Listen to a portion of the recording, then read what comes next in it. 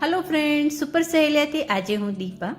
કાલે તમે નૈમિષાબેનનો સાંજ પડે અને શું બનાવવું એ વિડીયો જોયો જ હશે. ન જોયો હોય તો ચોક્કસ જોજો, લાઇક અને કોમેન્ટ જરૂરથી કરજો. તો દરેક ગૃહિણીઓનો એક કોમન ક્વેશ્ચન કે સાંજ પડે એટલે શું બનાવવું. મને થયું ચલો આ સિરીઝને આગળ વધારીએ અને આજે ફરીથી એક નવી રેસીપી સાંજ પડે એટલે આ બી બનાવી શકાય એ લઈને આવીશું. પણ શું બનાવી શકાય ચોક્કસ નામ પણ કહીશું. જોતા રહો મારી સાથે આ વિડીયો. તો સૌથી પહેલાં ઘઉંનો લોટ લેવાનો છે, regular whole wheat floor.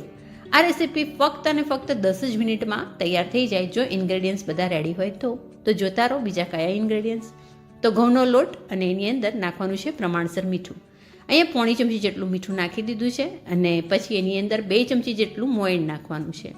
મોઈનમાં regular જે ઘરમાં આપણે ઓઇલ હોય એ જ મેં લીધું છે અને એની અંદર બહુ જ બધા મસાલા નહીં પણ ફક્ત અને ફક્ત 3 જ મસાલા, જેમાં મરચું એટલે કે લીલું મરચું, આદું અને લસણ, અને સાથે સાથે અડધો કપ જેટલી મેથીની ભાજી.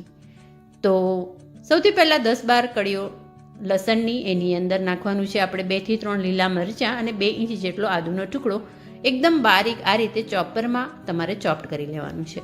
જો તમારી પાસે ચોપર ન હોય તો મિક્સરમાં પણ તમે દરદરી પેસ્ટ બનાવીને તૈયાર કરી શકો છો. તો ચોપરમાં સરસ રીતે આપણે ચોપ્ડ કરી લીધા પછી મેથીની ભાજી જે છે અડધો કપ જેટલી એને બરાબર ધોઈ એને પણ એકદમ બારીક ચોપ્ડ કરી લઈશું. તો ફ્રેન્ડ્સ, આ વન્ડર શેફનું ચોપર અને એની અંદર સરસ રીતે ચોપ્ડ થઈ ગયું છે આપણું, અને આ રીતે દરદરી જે પેસ્ટ છે એ એડ કરી દઈશું ઘઉંના લોટમાં. આ પેસ્ટ એડ કરી લીધી, સાથે સાથે થોડુંક પાણી એડ કરી અને બધું મિક્સ કરી લઈશું. થોડું એટલે લગભગ મેં અહીંયા 3-4 ચમચી જેટલું પાણી એડ કર્યું છે અને બધું મિક્સ કરી અને સાઈડ ઉપર મૂકી દેવાનું છે. તો ઘઉંના લોટમાં મીઠું અને આદું મરચાં લસણ, ધેટ્સ ઓલ. અને હવે આપણે જે અડધો કપ જેટલી મેથીની ભાજી છે એને બરાબર ધોઈ એને પણ બારીક ચોપ્ડ કરીને એને પણ આપણે એડ કરી લેવાની છે. તો ફ્રેન્ડ્સ, મેં કહ્યું એમ ઇન્ગ્રેડિયન્ટ્સ રેડી હોય તો ફક્ત 10 મિનિટમાં બની જાય છે અને બહુ જ ટેસ્ટી બને છે અને ઘરમાં બધાને, નાના મોટા બધાને બહુ જ ભાવે. કેમ કે આમાં આપણે કંઈક નવું સ્ટાઇલ પ્રેઝન્ટેશન એવું કરીશું કે નાના છોકરાઓને ઇન્ટરેસ્ટિંગ લાગશે અને મોટાને પણ હેલ્ધી રહેશે. તો ચલો હવે આગળ વધીએ. તો મેથીની ભાજી એડ કરી લીધી છે અને સાથે સાથે 1 કપ ઘઉંનો લોટ હતો તો 2 કપ જેટલું પાણી લઈશું અને મસ્ત બેટર આપણે તૈયાર કરી લઈશું. તો આ જેમ પૂડાનું ખીરું તૈયાર કરીએ છીએ એમ તૈયાર કરી દીધું. એટલે રેસીપી બહુ જ ઇઝી છે, નથી કશું વણવાનું કે લોટ બાંધવાની ઝંઝટ. બસ આ રીતે ખીરું તૈયાર કરી લેવાનું છે અને ખીરુંમાં પણ બહુ જ ઓછા મસાલા. તો બિલકુલ લમ્સ ના રહેવા જોઈએ. મિક્સ કર્યા પછી થોડીવાર માટે સાઈડ ઉપર મૂકી દઈશું.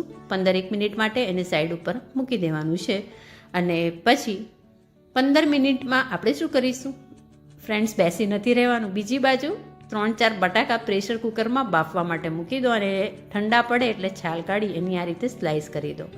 સાથે સાથે કોથમીરની ચટણી નોર્મલી આપણા ઘરમાં રહેતી જ હોય એ, અને આ 2 આઇટમ્સ જે આપણે રેસીપીમાં જરૂર પડશે એ સાઈડ ઉપર રાખી અને હવે ચાલો આ રીતે બેટર જે છે એના પૂડા જેવું આપણે સ્પ્રેડ કરીને ઉતારી લઈશું. તો શું સાદા જ પૂડા ખાવા છે? ના, આ આપણે બટાકા છે, ચટણી છે, તો કંઈક ઇન્ટરેસ્ટિંગ કરીએ ને. તો ચાલો આ રીતે થોડું તેલ નાખી એને ફ્લિપ કરી પલટાવી દઈશું અને બીજી બાજુ આપણે થોડુંક કંઈક અલગ રીતે આને પ્રેઝન્ટ કરીશું. એટલે નાના છોકરાઓને પણ ઇન્ટરેસ્ટિંગ લાગશે અને થોડુંક વધારે ટેસ્ટી થઈ જશે. તો ચાલે છે ને અત્યારે રોટી રેપ્સ વગેરે, તો એ જ સ્ટાઇલમાં થોડું સર્વ કરીશું આપણે આ. તો આ રીતે કટ આપી દીધો મેં અને પછી બટાકો, સ્લાઈસ બટાકો, તમે ઈચ્છો તો આમે ટામેટું, કાકડી વગેરે પણ મૂકી શકો છો. આ રીતે બધું સ્પ્રેડ કરી અને પછી લેટ સ્ટાર્ટ ફોલ્ડ કરી અને આપણે આ સર્વ કરીશું. તો ફ્રેન્ડ્સ, એકદમ સરસ ઇઝીલી ફટાફટ બની જાય. બસ મેથીની ભાજી તૈયાર હોય, આદુ મરચાં લસણની પેસ્ટ કરી અને ધેટ્સ ઓલ, રેસીપી તૈયાર થઈ જાય. અને બહુ જ સરસ હેલ્ધી, અને છોકરાઓને પણ કંઈક નવું આ રીતે તમે ઇવન ટિફિનમાં આપશો તો બી એ લોકોને કંઈક નવું લાગશે અને ચોક્કસ એ લોકો પણ એન્જોય કરશે. આ એક રેસીપી સાંજે તમે બનાવી શકો છો, કાં પછી બ્રેકફાસ્ટમાં, ટિફિનમાં, ઓલ ઇન વન, એકદમ ટેસ્ટી ને હેલ્ધી. ચોક્કસ ટ્રાય કરજો. જોતા રહેજો સુપર સહેલિયા. અને સુપર સહેલિયા એટલે કંઈક નવું અને ઘરના જ મસાલામાંથી. અરે હા, આ રેસીપીનું નામ શું આપશો? હું તો એને પુડલા રેપ કહીશ. ચાલશે ને? Thank you.